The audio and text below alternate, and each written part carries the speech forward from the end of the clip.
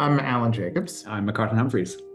Welcome to the set of videos that we made to accompany our book, Integrated Inferences. These videos are a good place to start. They are going to give you a sense of how we arrived at this project, what we're trying to achieve, and what each sort of main part of the book is doing. That's right. At the origin of the book, in a way, is Alan and I were trained in quite different types of approaches to social sciences. I was trained in a much more quantitative tradition, much more focused on experimental methods, whereas Alan was much more focused on process tracing, historical analysis.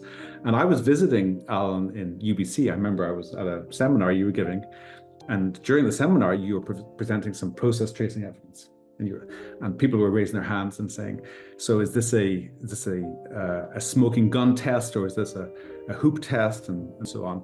And I remember being kind of baffled, wondering, what are these different types of tests? There seems to be a whole vocabulary and language here around this qualitative inference that I didn't understand. And I remember a lot of our conversations at that time were kind of me asking you to explain this logic and me trying to figure out how to put that logic into my way of thinking. Yeah, and then we kept talking from there, this conversation evolved into a paper that we published in 2015. Our thinking sort of took a Bayesian turn, partly inspired by work that folks like Andy Bennett had been doing on the sort of Bayesian sort of analogies between Bayesianism and process tracing. And the sort of key intuition behind that 2015 paper was that we can put qualitative sort of within-case process tracing methods into a Bayesian framework and ask, what is the likelihood that we would observe this piece of within-case evidence under hypothesis A versus hypothesis B? There are, of course, well-developed Bayesian approaches to quantitative analysis. Mm-hmm. And so at the end of the day, we can ask for any given hypothesis and set of evidence, what's the likelihood we would see this pattern of within and cross-case observations under this hypothesis versus another? And so that was an approach that we laid out to combining qualitative and quantitative approaches to causal inference. That's right. But I think we were frustrated a little bit with one aspect of that work, and that aspect was that the approach kind of presupposed that a clue would be informative in some kind of way. So it let you learn how informative it was. That was something as part of the approach. You could learn how informative it was, but you didn't have to have a reason for why something was informative, why something would be indicative of a causal relationship or not indicative of a causal relationship. So there was a sense in which the X's and the Y's, the outcomes and the causes stood in a causal relationship with each other that we understood, but the clues were just things, out there that people said, this makes a difference to your inferences. But we felt we didn't really know why that was, and that felt a bit unsatisfying. We're still in a world of essentially saying, observing this piece of evidence is a hoop test, or is a smoking gun test, but without being able to say why.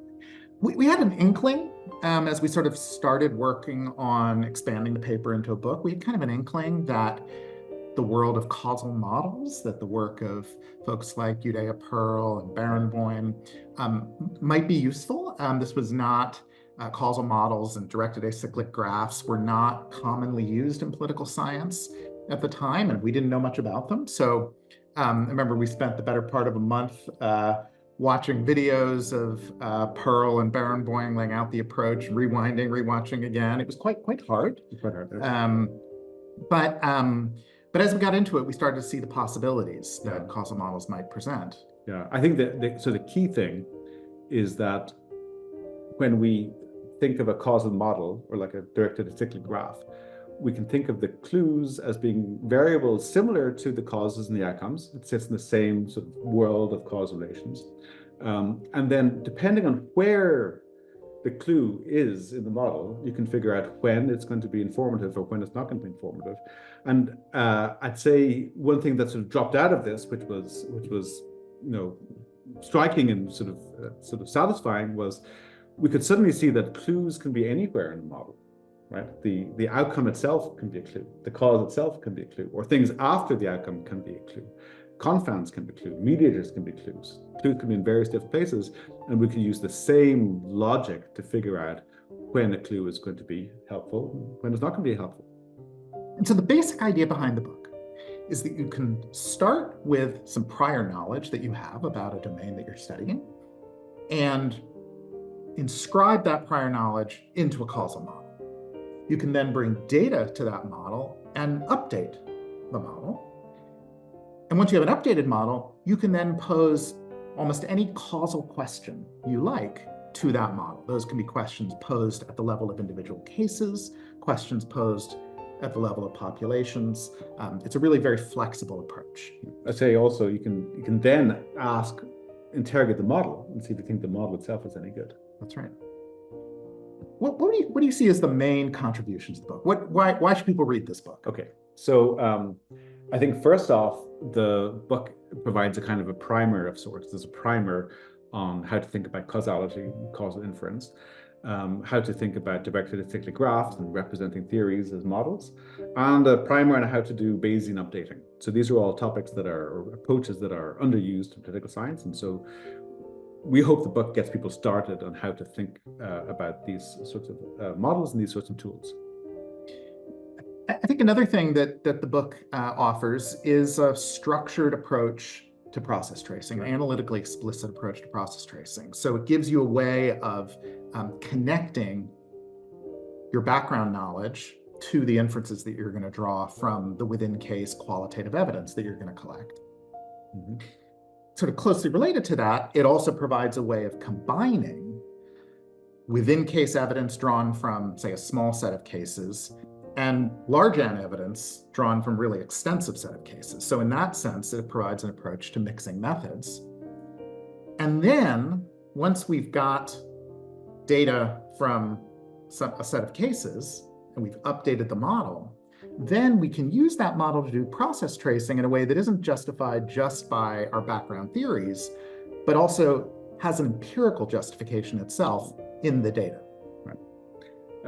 A third contribution, we think, is we provide a way to think about how to integrate your theoretical work with your empirical work. And basically what we advocate in the book is a representation of theoretical models as a type of empirical theory, and to update on that theory with new data.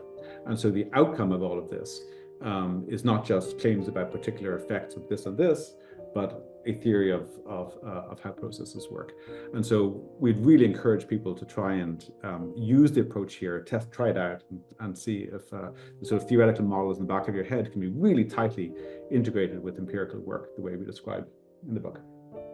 I think maybe one last thing to say is that we're aware that this is a book that in some ways is cutting against the grain of a lot of empirical social science over the last couple of decades.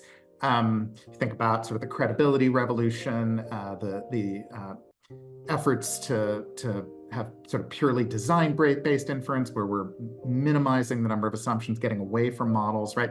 This is a book where we're embracing models. We're aware that that comes with some costs, in that it means that the conclusions that you draw are going to be model dependent. But we also see some real benefits to bringing models to the surface. I mean, for one thing, we're often making assumptions using models implicitly that we don't make explicit. And this is an approach that allows us to be much more analytically transparent about the underlying assumptions. The other thing is that it's only by explicitly working with models that we can learn about models, and in ways that I think become clearer, become clearer in the book itself. We think that ultimately, in some sense, models are the things that we want to learn about, that sort of understanding how the world works is something that only comes from learning about models. And then finally, we are aware of kind of the precarity of having our conclusions be ultimately model dependent. And the last part of the book gives you some tools for actually interrogating the models you're using and subjecting them to empirical evaluation. Good. So we encourage you to read the book. It's available at your local bookstores, but it's also available for free online. Thank you very much, Cambridge University Press, for doing that. There are a set of accompanying tools which you can try out to get a feel of how these models work, how updating with these models work, how you can learn about theory and so on. Give those a go and have fun. Have fun.